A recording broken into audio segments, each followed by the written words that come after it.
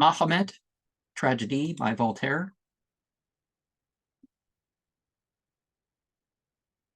Act 4, Scene 4.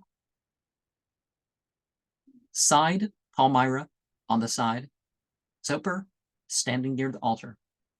Zoper said, "Ye guardian gods of Mecca, threatened by an impious sect of violent impostors, now assert your power, and let your Zoper's prayers, perhaps the last he e'er shall make, be heard. The feeble bonds of our short peace are broken, and fierce war. Vindictive rages, oh, if ye support the cause of this usurper." Side said, "Aside to Palmyra. Hear, Palmyra, how he blasphemes." Zoper said, "May death be Zoper's lot. I wish for naught on earth but to behold in my last hour, and to embrace my children, to die in their loved arms, if yet they live. If they are here, for something whispers me that I shall see them still." Palmyra said, "Aside to side." "His children," said he. Zoper said, "Or I should die with pleasure at the sight. Watch over and protect them, ye kind gods. Oh, let them think like me, but not like me. Be wretched." Side said, "See, he prays to his false gods. This is the time to end him," while drawing his sword. Palmyra said, "Do not, Side." Side said, "To serve my God, to please and merit thee. This sword, devoted to the cause of heaven, is drawn and shall destroy its deadliest foe. Yon dreary walk invites me to the deed. Methinks the path is bloody. Wandering ghosts glide through the shade and beckon me away." Palmyra said, "What sayest thou, Side?" Side said, "Ministers of death, I follow you, conduct me to the altar, and guide my trembling hand." Palmyra said, "It must not be. 'Tis horrible. Oh, stop, my Side." Side said, "No, the hour is come, and see, the altar shakes." Palmyra said, "'Tis heaven's assent, and we must doubt no more." Side said, "Means it to urge me on, or to restrain? Our prophet will reproach me for this weakness." Palmyra said, "Well." Side said, "Address thyself to heaven. I go to do the deed." He goes behind the altar where Zoper is retired. Palmyra alone. The dreadful moment. Oh, what do I feel within? My blood runs cold. And yet, if heaven demands the sacrifice, am I to judge, to ask, or to complain? Where is the heart that knows itself, that knows its innocence or guilt? We must obey. But hark, methought I heard the plaintive voice of death. The deed is done, alas, my Side. Side returns, looking wildly around. What voice was that? Where am I? Where is Palmyra? I cannot see Palmyra. Oh, she's gone. She's lost forever. Palmyra said, "Art thou blind to her, who only lives for thee?" Side said, "Where are we?" Palmyra said, "Speak. My Side, is the dreadful sacrifice performed, and thy sad promise fulfilled?" Side said, "What sayest thou?" Palmyra said, "Zoper. Is he dead?" Side said, "Who? Zoper?" Palmyra said, "Good heaven, preserve his sense.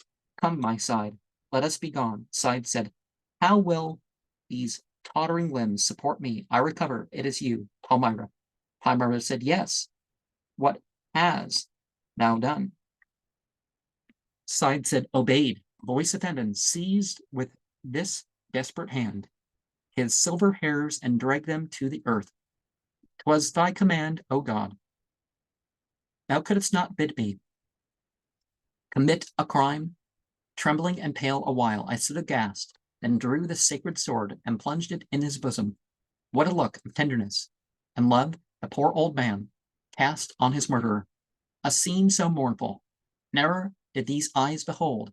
My heart retains and will forever keep the sad idea.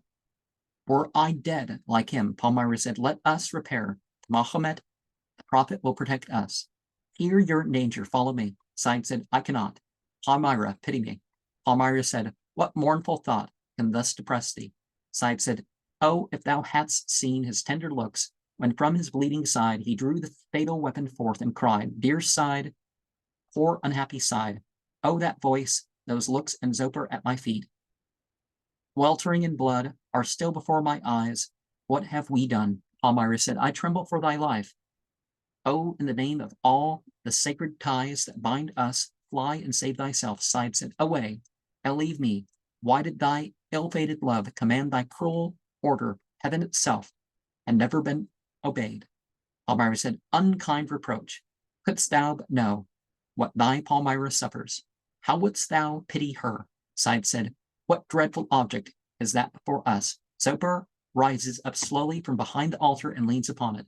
Palmyra said, 'tis the murdered Zoper. Bloody and pale, he drags his mangled limbs towards us. Side said, wilt thou go to him? Palmyra said, I must, for pity and remorse. Distract my soul and draw me to him. Zoper comes forward, leaning on Palmyra. Gentle maid, support me. He sits down. Ungrateful Side, thou hast slain me now. Thou weepest, alas, too late. And it's said that when Muhammad conquered Mecca, those who still had idols, and even brought idols to the Islamic prayers, these people were, you know, they were just told, hey, this is not the place for them, keep them home. So there was no violence laid upon them for that.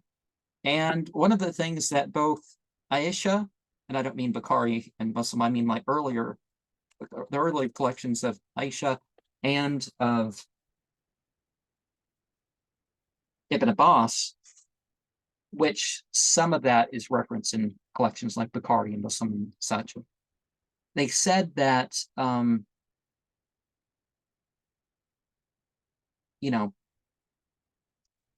basically the same theological structure that Mecca was upon, Islam was upon, without all the male and female and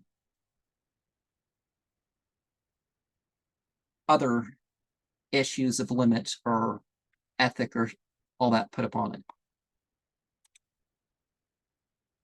You know what I mean? Like there was 360, there was Hubal and Na'ilah and all those other and the Nekla off in that one area, but they were referenced in the Kaaba.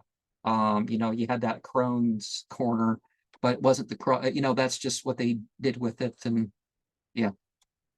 And today, there's still people who go and worship a personified Shiva, going on pilgrimage to Mecca as a secret thing, because some of the Vedic texts talk about it, some of the Jewish texts talk about it, some of the Zoroastrian texts talk about it, the Christian texts talk about Mecca. So some people go to Mecca with their own intentions.